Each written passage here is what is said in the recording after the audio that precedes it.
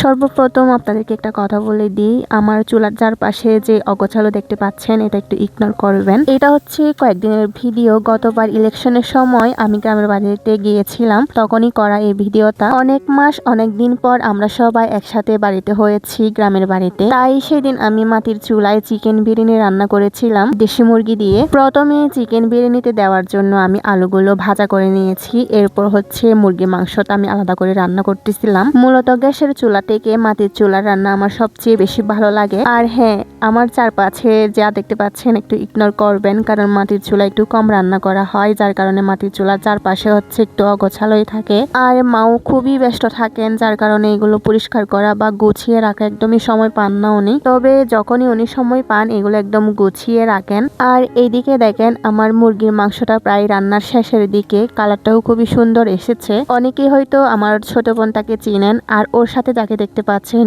ও হচ্ছে ওর বান্ধবী, ওর ক্লাসমেট। মুরগির মাংসটা রান্না করার পরে আমি গ্যাসের চুলায় ভাতগুলো রান্না করব, মানে চিকেন বিরিয়ানিটা এখানেই রান্না করব, কারণ এটা হচ্ছে মাটির চুলায় রান্না করলে ভাতগুলো একটু ভালোভাবে হয় না, আর গ্যাসের চুলায় রান্না করলে আমি মনে করি একটু সুন্দরভাবে এগুলো হয়ে যায়। এই চিকেন বিরিয়ানিটা হয়তো অনেকেই অনেক রকম করে রান্না করে, তবে আমি সম্পূর্ণ আমার নিজের স্টাইলে এটা রান্না করি, যেভাবে আমার কাছে ভালো লাগে বা আমার মা বাবার আমার বোনদের যেভাবে বেশি ভালো লাগে আমি সেভাবে রান্না করি। অনেকে হয়তো বলবেন চিকেন বিরিয়ানিতে কি গাজর দেওয়া হয়? আসলে আমি একটু আগেই বলেছি এটা সম্পূর্ণ আমার স্টাইলে রান্না করা। তবে আপনাদেরকে বলবো একবার গাজর দিয়ে রান্না করে খেয়ে দেখিয়েন, আশা করি আপনাদের ভালো লাগবে। আর এই যে রান্না করা শেষ, কালারটাও অনেক সুন্দর এসেছিল। রান্না করা শেষ হওয়ার সাথে সাথে মা ওদেরকে খাইতে দিয়েছিল। আর বাড়ির ভিতরে না খেয়ে আমরা এখানে প্রাকৃতিক হাওয়া খেয়ে খেয়ে ভাত খেয়েছিলাম, যেটা আমি বলেছিলাম এখানে খাওয়ার জন্য। সবাই একসাথে বসে ভাত খাওয়াটাও কিন্তু একটা অন্যরকম ভালো লাগা কাজ করে। আমরা কিন্তু সব সময় এরকম করে একসাথে বসে ভাত খাই, যেটা আমার কাছে খুবই ভালো লাগে।